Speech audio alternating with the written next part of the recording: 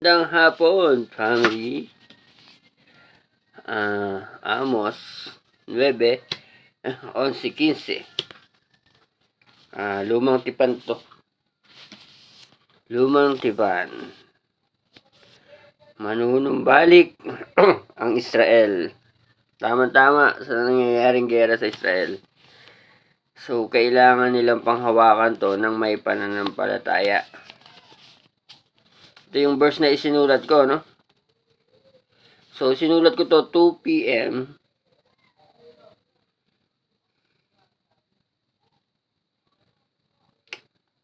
2:53 p.m. Kailan to? 5:10:25. Ito.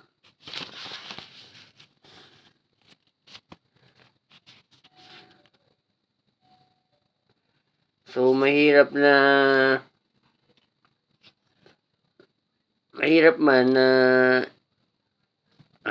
maging ehemplo kung paano tayo magiging interesado sa pagbabasa ng Biblia. Unti-unti natin gagawin.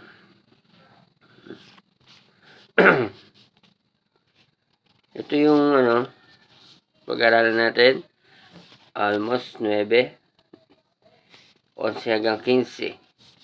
So ito sa lumang tipan to, no? Dahil si Yahweh pa.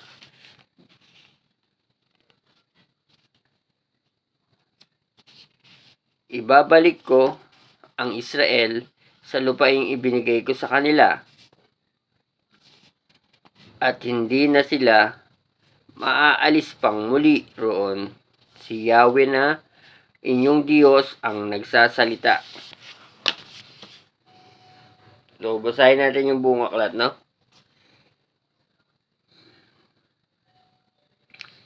Para lang itong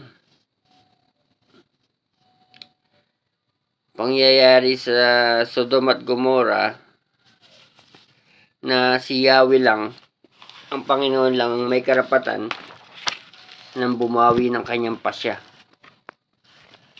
sa lahat ng kanyang desisyon.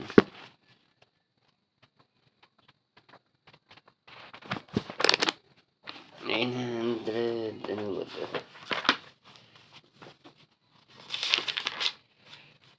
Wala, ito kailangan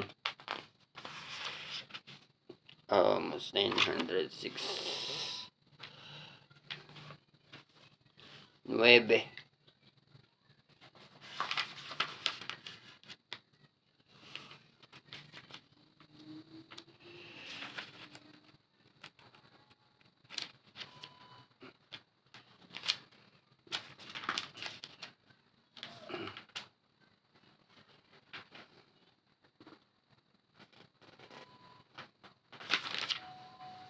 Pamagat, manunumbalik ang Israel.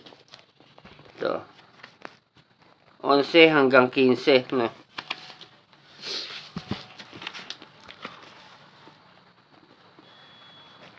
Sa araw na iyon, ibabangon kong muli ang nawasak na kaharian ni David at aayusin kong muli ang mga nasirang dako. Ibabalik ko ang guho, itatayo kong muli iyon kagaya noong una.